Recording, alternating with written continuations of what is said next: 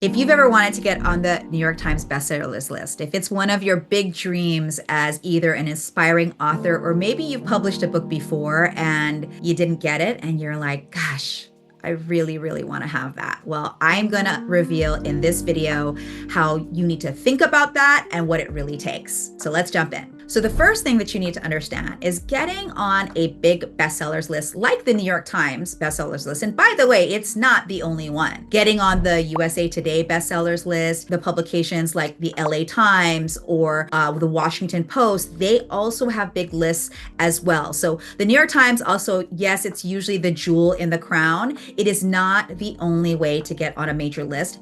But what I'm about to share with you still applies to getting on any great list to help amplify your brand authority with this book that you are planning on launching. Getting on the New York Times bestsellers list is at least an 18-month runway. Yes, 18 months. Now, I know that's not sexy because everybody wants to know like step 1, step 2, step 3. Well, step 1 really is that understanding that it is an 18-month or more runway is critical.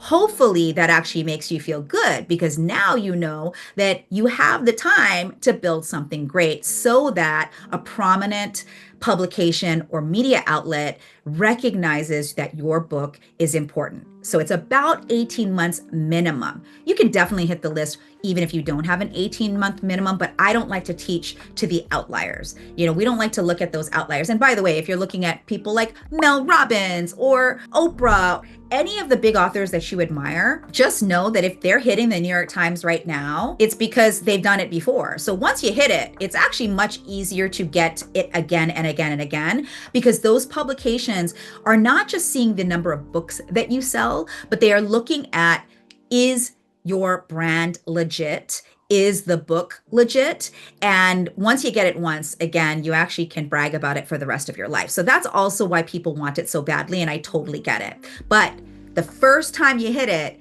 you need to be planning out 18 months ahead of time to actually hit it. Now, what's the second thing you need to know? Well, we live in a world where the media is looking at, and to be clear, the New York Times is a newspaper, right? It is a prominent media outlet. So therefore, it's not just about the number of books you sell. It's also about their editorial take on, is the book worth putting on the list? Because they understand that the gravitas that they have when they recommend a book, other people want to buy it. So that's why it's a good goal in that way, but it doesn't actually work unless you make that your intention. So because they are a major outlet, they're looking at the mainstream impact of your book. Your pre-sale window of the book in major outlets like Amazon and Barnes & Noble are actually really, really important. Well, I've heard that I should make sure that people buy it from bookstores. I've heard that I can sell bulk orders to corporations. Yes, absolutely. But you have to first be thinking about, what is your goal? How many units are you going to sell on Amazon and Barnes & Noble ahead of time before your book actually launches, so that other booksellers and even corporations see that you have momentum around your book sales. The sad fact is, and this is a really sad statistic, is that most authors, even if they're traditionally published, it doesn't matter if they're traditionally published or they're self-published or they have a hybrid publisher, they don't even sell even 300 books for their book launch, because your publisher is not going to sell books for you. You have to sell the books for yourself. And so the first goal in the 18-month runway that I talked about in point 1 is you have to be thinking about, what is my goal to get units moved on Amazon and BarnesandNoble.com first. That has to be your first goal, okay? Then that will alert the other booksellers. It'll alert media outlets like the New York Times that you are a major player to be looking out for when your book actually launches. If you've heard, again, some of the stuff around like you got to get individual booksellers to sell you, etc., those are important, but they actually take their lead from how consumers purchase books. And let's face it, whether we like it or not, because honestly, in my fantasy dreams come true, I would own a bookstore. I would live in the bookstore in a little nook in the corner with a very luxurious bath. And I would sell coffee and we would just talk about and nerd about books all day long. It'd be kind of cool too to get our nails done there too. But anyway, I digress. My point is that I love bookstores and I believe in bookstores. But when we're talking about the New York Times and hitting the list, you have to be thinking about it is a business. They are a business. So is your publisher. They are a business. So you have to think like a business person when you're launching your book, not just like an author. And so therefore, thinking about if I were able to sell between 500 and 1,000 books on Amazon and barnesandnoble.com in the first wave during the pre-sale period. Now, what is the pre-sale period? The pre-sale period is when the book is available on Amazon and Barnes and Noble to buy.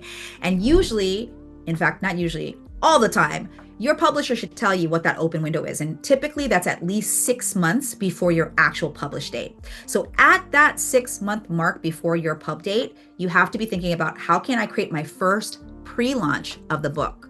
You don't want to wait till your launch date to launch your book. You have to launch it then first. So I look at a campaign plan for a bestseller to be in 3 parts: the pre-launch campaign, the launch campaign, and then the post-launch momentum you want to create so that your book still stays alive. Because after your book launches, your publisher moves on to other authors. And so stay on my YouTube channel. I'll be teaching components of that over time. But right now, what I want you to understand is we're talking about the pre-launch period to get on the New York Times bestsellers list, okay? The third thing I want you to know is that you cannot hit the New York Times bestsellers list or any of the major lists in general unless you are traditionally published or you are with a hybrid publisher that has distribution from a major publisher.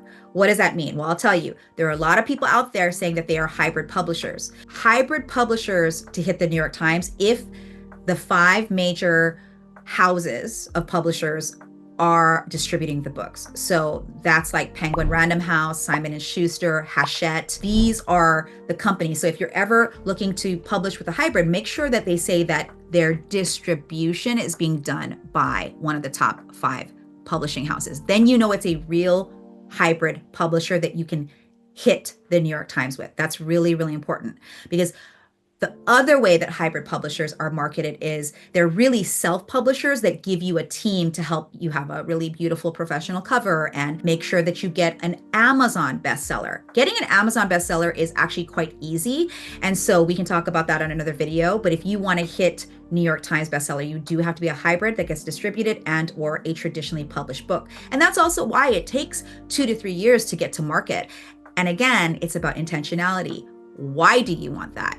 And if you want it because you want, not just because it's a good feather in your cap, but actually because you know that you want to leverage it to get bigger speaking gigs, that you want to be able to use that as a conversation opener with other relationships that you want to have, including forms of the media or with corporations that you're trying to pitch yourself as, you know, getting corporate speaking gigs or corporate training, which is very lucrative for a lot of authors. You have to be traditionally or hybrid published, okay? And then finally, on this video, I want to talk about ultimately that why getting on the New York Times bestsellers list at all is important. It's important because in my mind, especially for women who I'm talking to in my Thought Leadership Collective, women are woefully not given the same accolades as the status quo author out there. And so getting women on the bigger list and getting recognized as legitimate thought leaders, authors, business-minded people, and brand builders is my obsession. And so therefore, I'm okay that you want to be on the New York Times bestsellers list. In fact, it's even harder if you are an expert to get on the list, because the list for prescriptive nonfiction, which is the category that experts are in, is actually the most competitive category in the New York Times today. So in order for you to know exactly what to do, I want to invite you to learn how to join our Thought Leadership Collective. If you're like bought in and like, you know what, I get it. I am intentional about that, Jen, and I want to do it and I want to figure it out over the next 18 plus months how to get it done, then I invite you to come to one of my open houses about the Thought Leadership Collective, or TLC for short. And that's where we help people like you who resonate with this message today to build your actual brand book to get there. Check out my Brandcast email below. It's how you sign up to learn about my next open house so I can share with you more, not just how to get on the New York Times bestsellers list, but to actually build your business, your brand, and the right book so that it gets on there at all.